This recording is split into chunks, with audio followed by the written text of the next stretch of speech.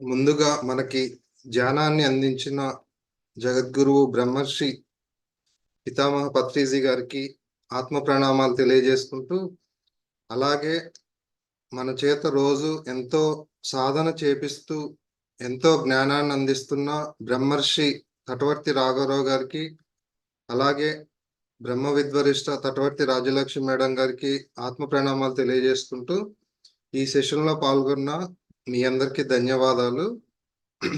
నా పేరు దామోదర్. నేను హైదరాబాద్ నుంచి మాట్లాడుతున్నాను. ఈరోజు నేను తీసుకున్న టాపిక్ మరణించక ముందే మరణించాలి. పత్రిసారి ఏం చెప్పారు అంటే, మరణించక ముందే మరణించాలని చెప్పారు. అంటే మరణించిన తర్వాత ఏం జరుగుతుందో అది మనము ఇప్పుడే తెలుసుకోవాలి అని చెప్పారు. దానికి రాఘవరావు సారు ఆ మరణించక ముందే మరణించాలనే విషయం గురించి లోతుగా మనకి 15 ఎపిసోడ్స్ చెప్పటం జరిగింది. సో సారు చెప్పిన దాంట్లో నుంచి నేను గ్రహించిన విషయాలను మీ ముందుంచే ప్రయత్నం చేస్తాను. ఇప్పుడు మరణించక ముందే మరణించాలి అని ఎందుకు తెలుసుకోవాలి అంటే, జనరల్గా అందరికీ కూడా మరణం అంటే ఒక పెద్ద భయం అన్నమాట. సో ఇది తెలుసుకుంటే ఆ మరణం అంటే ఉన్న భయం అనేది పోతుంది మొదటగా. రెండవది ఏంటంటే, మనము ఇక్కడ ఏ పనులు చేస్తే మరణించిన తర్వాత మనకి లాభం జరుగుతుందో అది తెలుసుకుంటే ఆ పనులు మనం ఇక్కడ చేస్తాం. ఇక్కడ దానికి మనకి మొదట 7 శరీరాల గురించి తెలుసుకోవాలి, తర్వాత 7 లోకాల గురించి తెలుసుకోవాలి. మనకి 7 శరీరాలు ఏంటంటే, మొదటిది స్థూల శరీరం, రెండవది ప్రాణమయ శరీరం, మూడవది సూక్ష్మ శరీరం, నాలుగవది కారణ శరీరం, ఐదవది మహాకారణ శరీరం, ఆరోది విశ్వమయ శరీరం, ఏడవది నిర్వాణమయ శరీరం. 7 శరీరాలు మళ్ళొకసారి చెప్తాను. స్థూలమయ, ప్రాణమయ, సూక్ష్మ, కారణ, మహాకారణ, విశ్వమయ, నిర్వాణమయ శరీరాలు. అదేవిధంగా మనకి 7 లోకాలు ఉన్నాయి. భూలోకము, 1 భూలోకము, 2 భువర్లోకము, 3 సువర్లోకము, 4 జనాలోకము, 5 మహాకారణ లోకము, 6 సత్యలోకము,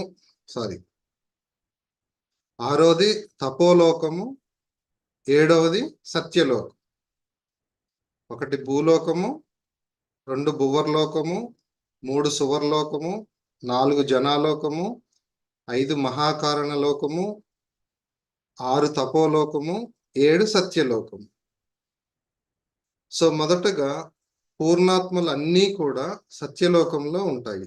అంటే మనం చెప్పుకునే దేవుళ్ళందరూ కూడా సత్యలోకంలో ఉంటారు. ఒక రాముడు కానీ, ఒక కృష్ణుడు కానీ, జీసస్ కానీ, మహమ్మద్ కానీ, ఇలా మనము అనుకునే దేవుళ్ళందరూ కూడా సత్యలోకంలో ఉంటారు. సో పూర్ణాత్మ తన నుంచి అంశాత్మలను సృష్టిస్తుంది. అంటే మనం తీసుకుంటే వర్షపు నుంచి వర్షం వచ్చేటప్పుడు ఆ వర్షపు నీటి బిందువులు ఎలా అయితే ఆ నీటి బిందువుల లాగా ఆ పూర్ణాత్మ అనేది అంశాత్మలను సృష్టిస్తూ ఉంటుంది. సో మొదటగా ఆ పూర్ణాత్మ అనేది ఒక అంశాత్మని సృష్టించి ఆ అంశాత్మకి ఒక లక్ష్యాన్ని, ఒక గమ్యాన్ని నిర్దేశిస్తుంది అన్నమాట. పూర్ణాత్మ అంశాత్మని సృష్టించి ఒక లక్ష్యాన్ని, ఒక గమ్యాన్ని నిర్దేశిస్తుంది. లక్ష్యం ఏంటంటే పూర్ణాత్మగా తయారవటము, గమ్యం ఏంటంటే ఆ సత్యలోకానికి చేరటం అన్నమాట.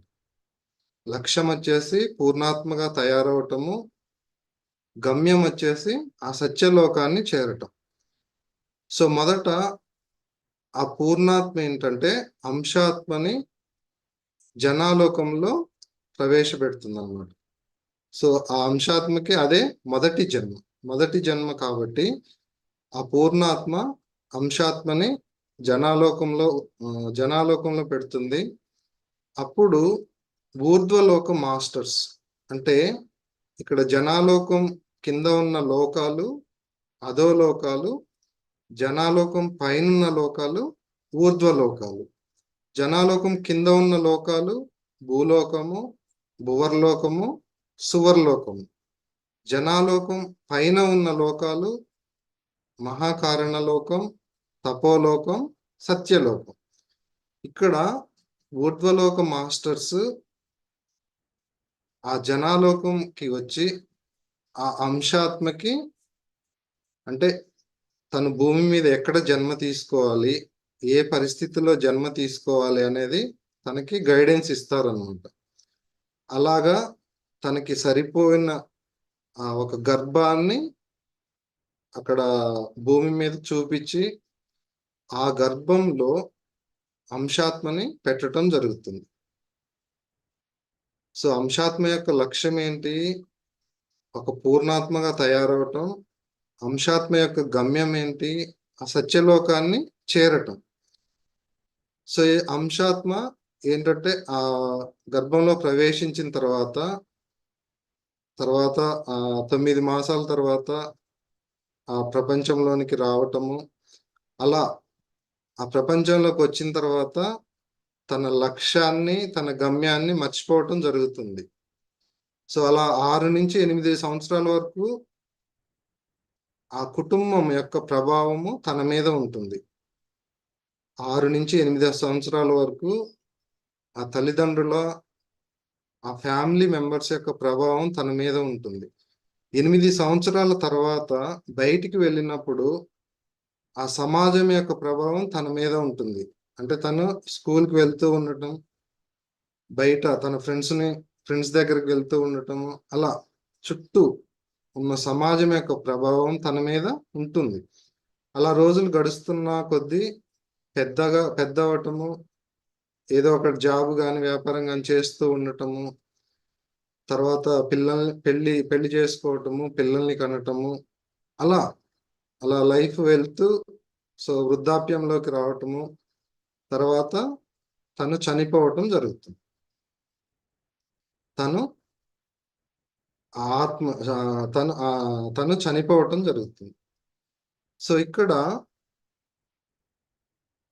అది మొదటి జన్మ కాబట్టి తనకు వచ్చేటప్పుడు ఎలాంటి కర్మలు ఉండవు. సో ఈ జన్మలో చేసుకున్న కర్మలు అన్నీ కూడా అంటే అవన్నీ కూడా ఆగామి కర్మలు. అవన్నీ కూడా మ్యాక్సిమం ఈ జన్మలోనే అనుభవించడం జరుగుతుంది. కొన్ని కర్మలు ఏవైతే మిగులుతాయో అవి తన సంచితంలో వేయబట్టడం జరుగుతుంది. సో తర్వాత ఇక్కడ 100 నుంచి 150 జన్మలు ఇలాగా తమోగుణ జన్మలు తీసుకోవటం జరుగుతుంది. తర్వాత 100 నుంచి 150 జన్మలు రజోగుణానికి సంబంధించిన జన్మలు తీసుకోవటం జరుగుతుంది. ఇంకొక 100 నుంచి 150 జన్మలు సాత్విక గుణానికి సంబంధించిన జన్మలు తీసుకోవటం జరుగుతుంది. ఇలా ఏంటంటే సో ఇక్కడ మనము 3 రకాల వాళ్ళని తీసుకుందాం. మొదటి రకానికి సంబంధించిన వాళ్ళు ఏంటంటే కేవలం పాపాలే చేసిన వాళ్ళు. ఈ జన్మలో కేవలం పాపాలే చేసిన వాళ్ళు. రెండవ రకం వాళ్ళు ఏంటంటే పాపాలు పుణ్యాలు రెండు చేసిన వాళ్ళు. మూడో రకం ఏంటంటే ఓన్లీ పుణ్యాలే చేసిన వాళ్ళు. సో మనం 3 రకాల వాళ్ళని తీసుకుందాం. మొదటి రకం ఓన్లీ పాపాలే చేసిన వాళ్ళు, రెండవ రకం పాపాలు పుణ్యాలు చేసిన వాళ్ళు, మూడవ రకం ఓన్లీ పుణ్యాలే చేసిన వాళ్ళు. తర్వాత సో ఇందాక చెప్పుకున్నాం అతను చివరికి చనిపోవటం జరుగుతుంది. సో ఎప్పుడైతే ఆత్మ తన శరీరం నుంచి బయటికి వస్తుందో తన శరీరం నుంచి పైన ఒక 8 అడుగుల హైట్ లో తేలుతుంది అనమాట. చనిపోయిన తర్వాత ఆత్మ అనేది తన శరీరం నుంచి బయటికి వచ్చి తన శరీరానికి పైన 8 అడుగుల ఎత్తులో ఆ ఆత్మ అనేది తేలుతూ ఉంటుంది, అంటే ఫ్లోటింగ్ అంటారు. అప్పుడు అతనికి డౌట్ వస్తుంది, అంటే పైన ఉన్న నేను నేనా, లేదంటే ఆ కింద ఉన్న ఆ దేహం నేనా అనేది తనకి డౌట్ వస్తుంది. తర్వాత చనిపోయిన తర్వాత సో భార్య ఏడవటము, నువ్వు చనిపోయావా అని. తర్వాత తన పిల్లలు ఏడవటము, తర్వాత చుట్టుపక్కల వాళ్ళు బంధువులు వచ్చి అయ్యో నువ్వు వెళ్ళిపోయావా అని ఏడవటము. వాళ్ళు ఏడుస్తూ ఉంటే తనకి తను ఇక్కడే ఉన్నాడు కదా, తనకి డౌట్ వస్తుంది, ఏంటి నేను ఇక్కడే ఉన్నాను కదా, మీరు ఎందుకు ఏడుస్తున్నారు అని తనకి డౌట్ వస్తుంది. తను వచ్చి కన్విన్స్ చేయటానికి ప్రయత్నం చేస్తాడనమాట. అంటే వాళ్ళందరూ కూడా అతనికి కనిపిస్తారు, వాళ్ళు మాట్లాడే మాటలన్నీ కూడా తనకి వినిపిస్తాయి, కానీ వాళ్ళందరికీ తను కనిపించడు. తను చెప్పేది ఏది కూడా వాళ్ళకి వినిపించవు అన్నమాట.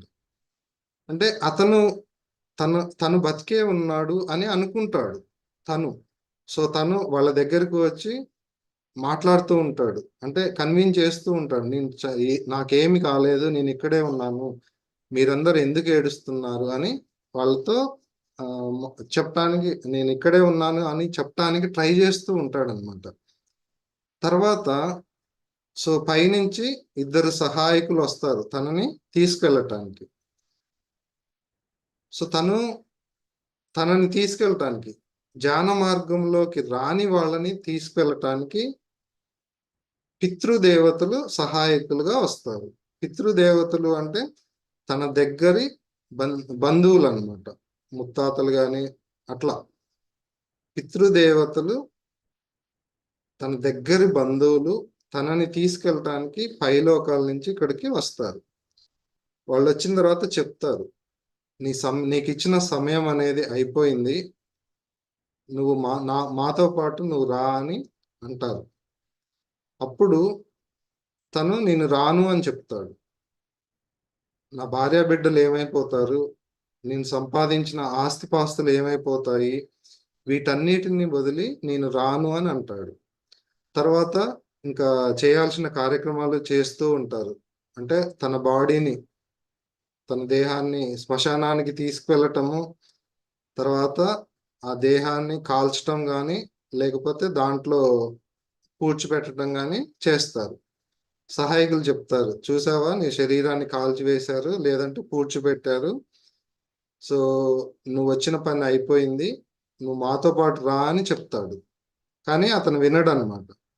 సో అలాగా ఆ బంధువులు ఆ కార్యక్రమం అయిపోయిన తర్వాత వాళ్ళందరూ ఇంటికి వెళ్ళటము, వాళ్ళతో పాటు తను కూడా వెళ్ళటము, తన భార్య దగ్గరికి వెళ్ళి మాట్లాడటానికి ట్రై చేయటము, తనేమీ రెస్పాండ్ అవ్వకపోతే తన పిల్లల దగ్గరికి వెళ్ళటము, మాట్లాడటము. సో వాళ్ళ దగ్గర కూడా రెస్పాన్స్ ఉండదు. అలా స్నేహితుల దగ్గరికి వెళ్ళటము, అంటే అలా ట్రై చేస్తాడు కానీ వాళ్ళు ఏం రెస్పాండ్ అవ్వరు. అంటే వాళ్ళు కనిపించారు, వాళ్ళకి ఇతను కనిపించడు, ఇతను చెప్పే మాటలు వాళ్ళకి వినపడవు అనమాట. కానీ ఇతనికి వాళ్ళందరూ కనిపిస్తూ ఉంటారు, వాళ్ళు మాట్లాడే మాటలన్నీ కూడా ఇతను వింటూ ఉంటాడు. సో అలా మొదటి రోజు ఏంటంటే స్థూల శరీరం అనేది రాలిపోతుంది. 3వ రోజు ప్రాణమయ శరీరము రాలిపోతుంది. తర్వాత అలా అంటే ఆ మొదటి రోజు అంటే వాళ్ళు ఆ భార్య బిడ్డలు అంటే ఏదైనా తాగండి ఏదైనా తినండి అంటే ఆ దుఃఖంలో మాకేమొద్దు అంటారు.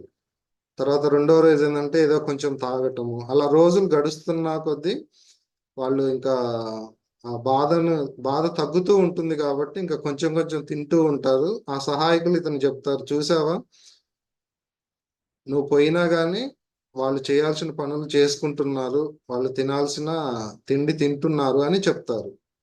సరే పద అంటే నేను రానంటాడు. సో అలా రోజులు గడుస్తున్న కొద్దీ 11వ రోజు ఏమవుతుందంటే 11వ రోజు చేయాల్సిన కార్యక్రమాలు చేయటము, అది అయిపోయిన తర్వాత ఇంకా చెప్తారు, నువ్వు నీకు ఇచ్చిన సమయం అయిపోయింది, సో మాతో పాటు రా అంటే, లేదు నా భార్య బిడ్డలను వదిలి రాలేను, నేను సంపాదించిన ఆస్తిపాస్తులను కూడా వదిలి రాలేను, ఇవన్నీ వదిలేస్తే వీటిని ఎవరు చూసుకుంటారని చెప్పేసి నేను రాను అంటాడు. సో అది చివరి రోజు అన్నమాట, సహాయకులు వెళ్ళిపోయే రోజు. వాళ్ళు లాస్ట్ గా చెప్తారు, మేము వెళ్ళిపోతున్నాము. సో ఆ ఆత్మ ద్వారం అంటే వాళ్ళు సహాయకులు పైనుంచి ఒక ద్వారం ద్వారా కిందకు వస్తారన్నమాట. ఆ 11వ రోజు అది క్లోజ్ అయిపోతుంది.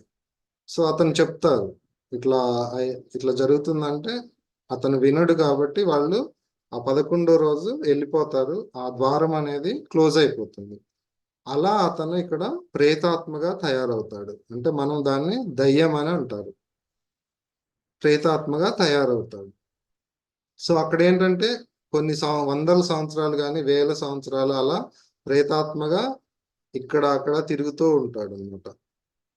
తర్వాత ఇంకా ఇన్ని సంవత్సరాలు అయిన తర్వాత తనకి ఇంకా ఏం చేయాలి అనేది తెలియక, ఇంకా ఇక్కడే ఉండి ఉండి ఏంటంటే తను ఏం చేయాలో తెలియక ఒక స్ట్రాంగ్ కోరిక ఏంటంటే నేను ఇక్కడి నుంచి వెళ్ళిపోవాలి అని అనుకుంటాడు.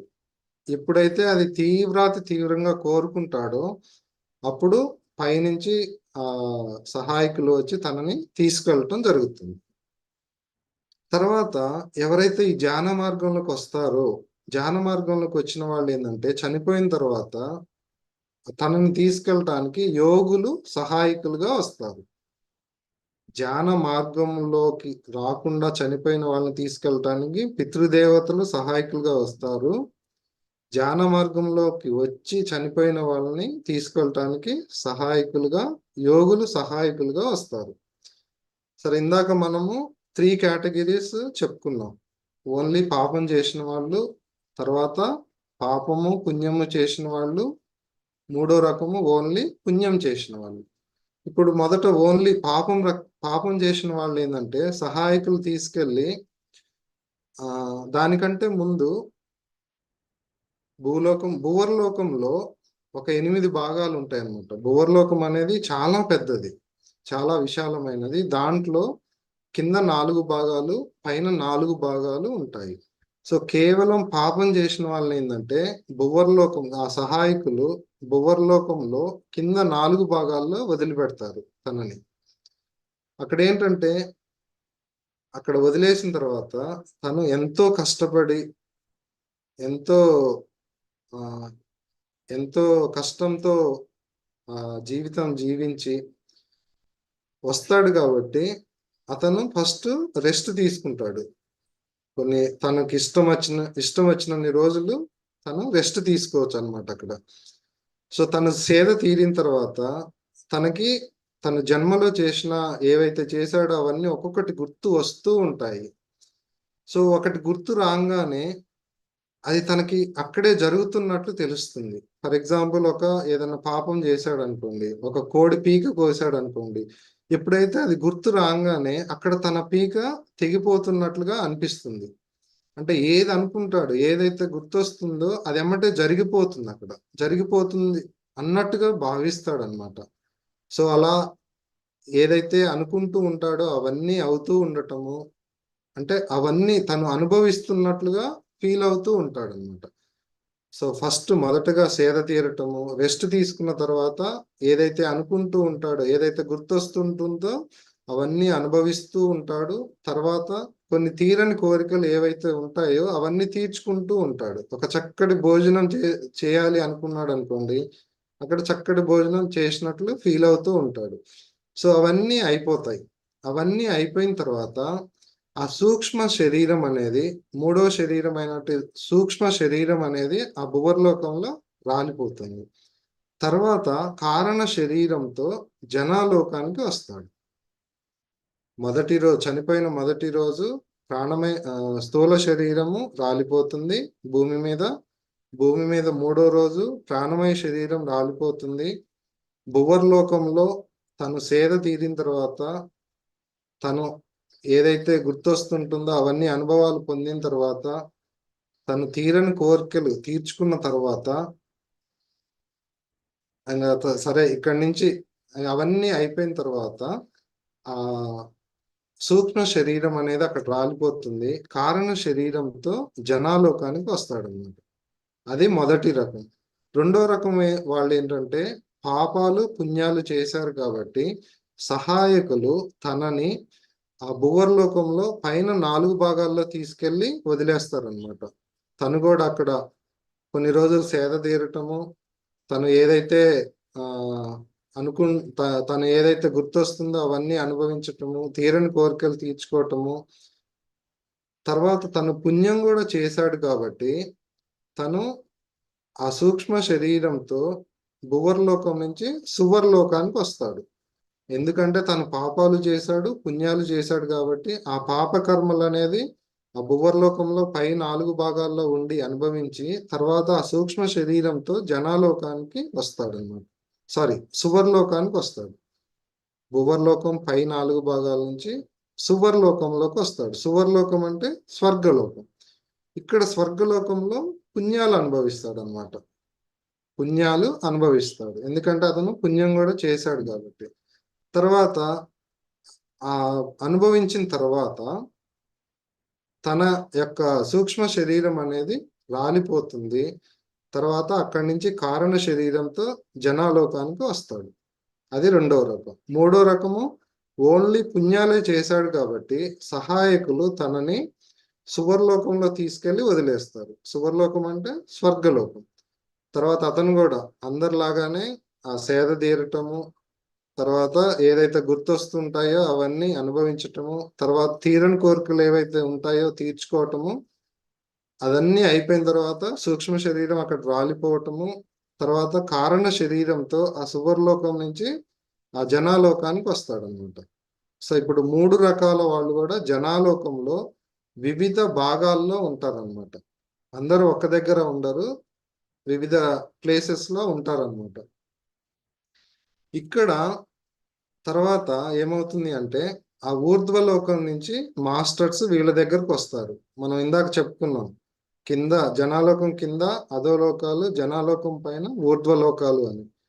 ఆ పైనుంచి ఊర్ధ్వలోకం నుంచి మాస్టర్స్ జనాలోకంలో ఉన్నటువంటి వీళ్ళ దగ్గరికి వస్తారు. సో మొదటి రకం వాళ్ళు ఏంటంటే ఓన్లీ పాపం చేసిన వాళ్ళు కాబట్టి ఆ మాస్టర్స్ వచ్చి, అరే నీకు ఇచ్చిన జన్మ ఏంటి, నువ్వు చేయాల్సిన పని ఏంటి, నువ్వు చేసుకొని వచ్చినవి ఏంటి, నువ్వు పాపకర్మలు చేసావు కాబట్టి ఇప్పుడు ఇలాంటి కర్మలు చేయొద్దు, నువ్వు ఇప్పుడు వెళ్ళి పుణ్యకర్మలు చేయని చెప్తారు. సో అప్పుడు ఏంటంటే అతను అక్కడ ఆకాశిక్ రికార్డ్స్ రూమ్ అని ఉంటుందన్నమాట. సో మొదటి రకం అతను ఏంటంటే తనొక్కడే ఆ రూమ్ లోకి వెళ్తాడు. అక్కడ ఒక పెద్ద స్క్రీన్ ఉంటుందన్నమాట. ఆ స్క్రీన్ లో ఏంటంటే తను గత జన్మలో ఏవైతే చేశాడో అవన్నీ ఒక సినిమా లాగా తను చూడటం జరుగుతుంది. తను ఏ ఏ పాపకర్మలు చేశాడో అవంతా చూసుకున్న తర్వాత బయటకు వస్తాడు అనమాట. బయటకు వచ్చిన తర్వాత వాళ్ళు చెప్తారు, ఆ సహాయకులు తనకి కౌన్సిలింగ్ చేస్తారు అనమాట. సో అతను వచ్చిన తర్వాత నాకు ఇంకొక జన్మ ఇవ్వండి అని రిక్వెస్ట్ చేస్తాడు ఆ సహాయకుల్ని. నేను ఈ జన్మలో ఇలాంటి పాపకార్యాలు చేయను, నేను మంచి పనులు చేస్తాను, నాకు ఒక జన్మ ఇవ్వండి అని వాళ్ళని రిక్వెస్ట్ చేయటం జరుగుతుంది. సో తను ఏవైతే ఆ పాపకార్యాలు చేశాడో ఆ పాప కర్మల నుంచి కొన్ని కర్మల్ని సెలెక్ట్ చేసుకుంటాడు. అందుకే పత్రిసార్ అంటారు, ఎవరి జీవితానికి వారే సృష్టికర్తలు అంటారు. కానీ మనం ఇక్కడికి వచ్చిన తర్వాత ఏదైనా దుఃఖం వచ్చినా, బాధ వచ్చినా, కష్టం వచ్చినా, నష్టం వచ్చినా ఏమనుకుంటాము అంటే, అరే దేవుడు నాకెందుకు ఇలా చేస్తున్నాడు, నా నాకే ఎందుకు జరుగుతుంది అని అనుకుంటాం. కానీ మనం ఇక్కడ గమనిస్తే తెలుస్తుంది, అవి మనం సెలెక్ట్ చేసుకొని వచ్చిన కర్మలే అని. సో తర్వాత తను కొన్ని కర్మలు సెలెక్ట్ చేసుకుంటాడు. ఆ కర్మల ఆధారంగా ఆ సహాయకులు ఊర్ధ్వలోక మాస్టర్స్ ఏంటంటే ఆ కర్మల ఆధారంగా ఒక నాడీ మండల శరీరాన్ని తయారు చేయటం జరుగుతుంది. అది మొదటి రకం అండి. రెండో రకం ఏమనుకున్నాము, పాపాలు పుణ్యాలు చేశారు కాబట్టి మాస్టర్స్ అక్కడ వాళ్ళ దగ్గరకు వస్తారు. తర్వాత అతను ఆకాశిక్ రికార్డ్స్ రూమ్ లోకి వెళ్ళటము, తను గత జన్మలో చేసినటువంటి మొత్తము ఏవైతే పనులు చేస్తుంటాడో, కర్మలు చేస్తుంటాడో అవన్నీ కూడా చూసుకోవటము, తర్వాత బయటికి రావటము వాళ్ళు చెప్తారు. అంటే అతను చెప్తాడనమాట. ఏ వాళ్ళు ఏం చెప్తారంటే సహాయకులు, అరే నువ్వు పుణ్యాలు చేశావు, పాపాలు చేశావు, ఇంకొకసారి ఆ పుణ్యాలు కూడా చేయమాకు. సారీ, పాపాలు పుణ్యాలు చేశాడు కాబట్టి ఆ సహాయకులు ఏం చెప్తారు అంటే, నువ్వు పుణ్యాలు చేశావు బానే ఉంది, ఈ పాపాలు కూడా చేయమాకు అని చెప్తారనమాట. తర్వాత అతను కూడా కొన్ని పాపకర్మలు, కొన్ని పుణ్యకర్మలు సెలెక్ట్ చేసుకోవటము, ఆ సహాయకులు ఆ కర్మల ఆధారంగా నాడీమండల శరీరాన్ని తయారు చేయటం జరుగుతుంది. సో మూడో రకం వచ్చేసి పుణ్యకర్మలు చేసిన వాళ్ళని అనుకున్నాం. పుణ్యకర్మలు అంటే ఏదో కొంచెం పాపకర్మలు కూడా ఉంటాయి, తెలుసో తెలియక చేసినవి. తను కూడా ఆకాశిక్ రికార్డ్స్ రూమ్ లోకి వెళ్ళటము, తను గత జన్మలో చేసుకున్నది మొత్తం ఆ స్క్రీన్ మీద చూడటము, తర్వాత బయటికి రావటం జరుగుతుంది. వాళ్ళు చెప్తారు సహాయకులు, నువ్వైతే పుణ్యకర్మలు చేశావు, పుణ్యకర్మలు ఏంటంటే స్వార్థంతో చేశావు, ఏదో నీ కోరికతో చేశావు, ఈసారి పుణ్యకర్మలు చేయి, మాకు నిస్వార్థ కర్మలు చేయి అని తనకి గైడెన్స్ ఇస్తారనమాట. తను కూడా కర్మలు సెలెక్ట్ చేసుకుంటాడు. తన కర్మల ఆధారంగా ఒక నాడీ మండల శరీరాన్ని వాళ్ళు తయారు చేస్తారు అనమాట. తర్వాత వీళ్ళు ఏదైతే సెలెక్ట్ చేసుకున్నారో కర్మల ఆధారంగా వాళ్ళు సహాయకులు ఏంటంటే ఆ భూమి మీద ఒక సరి అయిన గర్భాన్ని వాళ్ళకి వాళ్ళకి సెలెక్ట్ చేస్తారు అన్నమాట. తర్వాత వాళ్ళు ఆ గర్భంలో ఏ గర్భం అయితే సెలెక్ట్ చేశారో ఆ గర్భంలోకి వెళ్ళటం జరుగుతుంది. సో అలా తర్వాత జన్మ తీసుకోవటము, అలా జన్మలు తీసుకోవటము, కర్మలు చేయటము అలా జరుగుతూ ఉంటుంది అన్నమాట. సో మనం ఇప్పటివరకు ఏం తెలుసుకున్నాము అంటే, వాళ్ళు భూమి మీద చనిపోవటము, మొదటి రోజు స్థూల శరీరం రాలిపోతుంది, భూమి మీద మూడో రోజు ప్రాణమయ శరీరం రాలిపోతుంది. తర్వాత ఆ రకరకాల వాళ్ళు కర్మలను బట్టి భువర్లోకం కానీ, భువర్లోకం నుంచి సువర్లోకం, లేదంటే సువర్లోకం తర్వాత జనాలోకానికి వెళ్ళటము, తర్వాత ఊర్ధలోక మాస్టర్స్ వచ్చి వాళ్ళకి కౌన్సిలింగ్ ఇవ్వటము, తర్వాత మళ్ళీ భూమి మీదకి రావటం. అలా వాళ్ళ ట్రిప్ ఎలా ఉంటుందంటే భూలోకము, భువర్లోకము, జనాలోకము, భూలోకము, లేదంటే భూలోకము, సువర్లోకము, జనాలోకము, భూలోకము, ఇలా జన్మించటము, తర్వాత మరణించటం, అలా చట్రంలో తిరుగుతూ ఉంటారు అన్నమాట. తర్వాత ఎవరైతే తర్వాత మనం ఇక్కడ ధ్యాన స్థితుల గురించి కొంచెం తెలుసుకున్నాము. ధ్యానంలో ఏంటంటే మొదటి స్టేజ్లో చంచలమైన మనసు నిశ్చలం అవుతుంది, రెండో స్టేజ్లో నిశ్చలమైన మనసు శుద్ధం అవుతుంది, మూడో స్టేజ్లో శుద్ధమైన మనసు శూన్యం అవుతుంది. ఇక్కడ ఏంటంటే రెండో స్టేజ్లో శుద్ధం అనుకున్నాం, శుద్ధము, పరిశుద్ధము, మహాపరిశుద్ధం. ఇక్కడ తమోగుణము, రజోగుణము, సాత్వికము, నిర్గుణం ఉంటాయి. సాత్వికానికి నిర్గుణానికి మధ్య శుద్ధ సాత్వికం అనేది ఉంటుంది. ఇక్కడ సాత్వికం అంటే శుద్ధమైనట్లు. అంటే ఎవరైతే తీవ్ర ధ్యాన సాధన చేస్తూ ఉంటారో, ఆహార నియమాలు పాటిస్తూ ఎవరైతే తీవ్ర ధ్యాన సాధన చేస్తూ ఉంటారో వాళ్ళ యొక్క మనసు ఏంటంటే శుద్ధం అవుతూ ఉంటుంది. మనం అనుకున్నాం శుద్ధం, పరిశుద్ధం, మహాపరిశుద్ధం. అంటే సాత్వికం, పరిసాత్వికం, మహాపరిసాత్వికం, శుద్ధం, పరిశుద్ధం, మహాపరిశుద్ధం. అలా చేస్తూ ఉన్నప్పుడు ఏమవుతుంది అంటే వాళ్ళ యొక్క మనసు ఇంకా శుద్ధం అవుతూ పరిశుద్ధానికి వస్తారనమాట. అలా అంటే సాత్వికంలో ఉన్నంత వరకు, మనసు శుద్ధంలో ఉన్నంత వరకు ఏంటంటే, సార్ రవి సార్ ఒక 2 minutes ఎక్స్టెండ్ చేస్తా. శుద్ధంలో ఉన్నప్పుడు, సాత్వికంలో ఉన్నప్పుడు ఏమవుతుంది అంటే వాళ్ళు పుణ్యకర్మలు చేస్తారు, అది కూడా ఏదో ఆశించి చేస్తారనమాట. నేను ఈ పుణ్యకర్మ చేస్తే నాకు ఈ లాభం వస్తుంది అని ఆశించి చేస్తారు కాబట్టి అది స్వార్థం ఉంటుంది అక్కడ. తర్వాత ఎప్పుడైతే మనసు శుద్ధం నుంచి పరిశుద్ధానికి వచ్చిందో అక్కడ నిస్వార్థంతో చేస్తారు. ఎప్పుడైతే శుద్ధం నుంచి పరిశుద్ధానికి వచ్చారో అక్కడ స్వార్థం లేకుండా చేస్తారు. అంటే ఇక్కడ గమనిస్తే ఒక మహాత్మా గాంధీ లాగా, ఒక మదర్ తెరిసా లాగా వాళ్ళు ఏమీ ఆశించకుండా సేవ చేశారు. సో అలాంటి వాళ్ళు చనిపోయిన తర్వాత ఏంటంటే మహాకారణ శరీరంతో మహాలోకానికి వెళ్తారు. ఇక్కడ ఇంతకుముందు చెప్పుకున్నాము, వాళ్ళు కారణ శరీరానికి వచ్చింది అంటే జనాలోకాన్నే ఇంకొకటి అంటారు కారణలోకం. జనాలోకం అన్నా కారణలోకం అన్నా ఒకటే. అక్కడ జనాలోకానికి వచ్చినప్పుడు ఏంటంటే ఏమవుతుంది అంటే కారణ శరీరం అనేది రాలిపోతుంది. కారణ శరీరం జనాలోకంలో రాలిపోతుంది.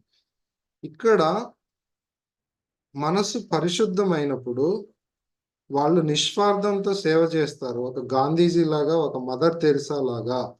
అలాంటి వాళ్ళు చనిపోయినప్పుడు ఏమవుతుందంటే మహాకారణ శరీరంతో మహాలోకానికి వెళ్తారు. అక్కడ ఎవరైతే ఊర్ధ్వలోకాలకు వెళ్తారో, జనాలోకం పైన లోకానికి వెళ్తారో వాళ్ళు ఏంటంటే వాళ్ళకి కోరుకున్న జన్మ వస్తుంది. ఇక్కడ గమనించాలి. తర్వాత జనాలోకం కింద లోకాలకి ఎవరైతే వెళ్తారో వాళ్ళకి జన్మ తను చేసిన కర్మల్ని బట్టి వస్తుంది. అది మెయిన్ డిఫరెన్స్. ఎవరైతే ఊర్ధ్వలోకాలకు వెళ్తారో వాళ్ళకి కోరుకున్న జన్మ వస్తుంది. సో వీళ్ళు కూడా ఏంటంటే మనం చెప్పుకున్నాం మహాకారణ శరీరంతో మహాలోకానికి వెళ్తారు. తను ఇంకా ఏదైతే సాధించాలో వాళ్ళు తగినటువంటి జన్మ తీసుకొని మళ్ళా భూమి మీదకి రావటం జరుగుతుంది. తర్వాత ఇంకా సాధన తీవ్రంగా చేసినప్పుడు, ఆ ధ్యానాన్ని ఒక తపస్సుగా చేసినప్పుడు, ఇంకా తీవ్రంగా చేసినప్పుడు ఏమవుతుంది అంటే ఆ మనసు అనేది పరిశుద్ధం నుంచి ఇంకా శుద్ధమవుతూ మహాపరిశుద్ధానికి వస్తారనమాట. శుద్ధము, పరిశుద్ధము, మహాపరిశుద్ధం. ఆ మనసు ఎప్పుడైతే ఇంకా శుద్ధమైందో ఆ మహాపరిశుద్ధానికి చేరుకున్నప్పుడు ఏంటంటే అక్కడ వాళ్ళకి శక్తులు అనేవి వస్తాయి, సిద్ధులు అనేవి వస్తాయి. అంటే ఒక టెలిపతి అని, ఒక హాస్టల్ ట్రావెల్ అని, ఒక థర్డ్ ఐ అనేది, ఇవన్నీ అక్కడ వస్తాయి అన్నమాట. అంటే తీవ్రంగా ధ్యానం సాధన చేసినప్పుడు, ధ్యానాన్ని ఒక తపస్సుగా చేసినప్పుడు ఏమవుతుంది అంటే ఆ మహా పరిశుద్ధం అవుతుంది. ఆ ధ్యానాన్ని తపస్సుగా చేశారు కాబట్టి వాళ్ళు చనిపోయినప్పుడు ఏమవుతుంది అంటే విశ్వమయ శరీరంతో ఆ తపోలోకానికి వెళ్తారనమాట, బ్రహ్మలోకానికి వెళ్తారు. అంటే మనము ఆ జనాలోకం పైన ఉన్నటువంటి ఆ మహాకారణ లోకానికి వెళ్ళినా, తపోలోకానికి వెళ్ళినా గాని మరలా జన్మ తీసుకోవలసిందే. తర్వాత ఇంకా తీవ్ర సాధన చేస్తూ ఉన్నప్పుడు ఏమవుతుంది అంటే అంతా నేనే అంతా నేనే అనేది ఆ ఆత్మస్థితిలో, ఆ సత్యంలో జీవించినప్పుడు ఏమవుతుంది అంటే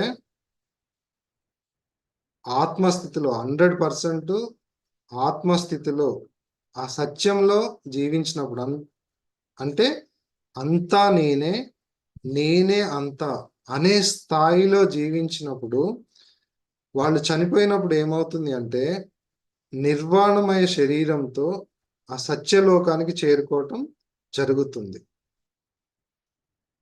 చివరగా 100% ఆత్మతో ఒక పత్రిజీ లాగా జీవించినప్పుడు ఏమవుతుంది అంటే నిర్వాణమయ శరీరంతో ఆ సత్యలోకానికి చేరుకోవటం జరుగుతుంది.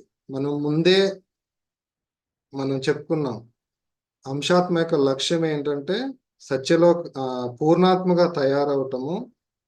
ఆ అంశాత్మ యొక్క గమ్యం ఏంటంటే సత్యలోకానికి చేరుకోవటం. అంటే తను 100% ఆత్మస్థితిలో ఒక పూర్ణాత్మగా ఎదిగి ఆ సత్యలోకానికి చేరుకున్నాడు అన్నమాట. అంటే తన యొక్క లక్ష్యము పూర్ణాత్మ అవటం, పూర్ణాత్మగా అయ్యాడు. తర్వాత తన గమ్యమైనటువంటి సత్యలోకానికి కూడా చేరుకున్నాడు. కాబట్టి సో అలా అంశాత్మ పూర్ణాత్మగా ఎదిగి తర్వాత మరలా ఆ పూర్ణాత్మ అనేది క్రియేటర్గా అవటం జరుగుతుంది. సో ఇదండి నేను గ్రహించిన విషయాలు.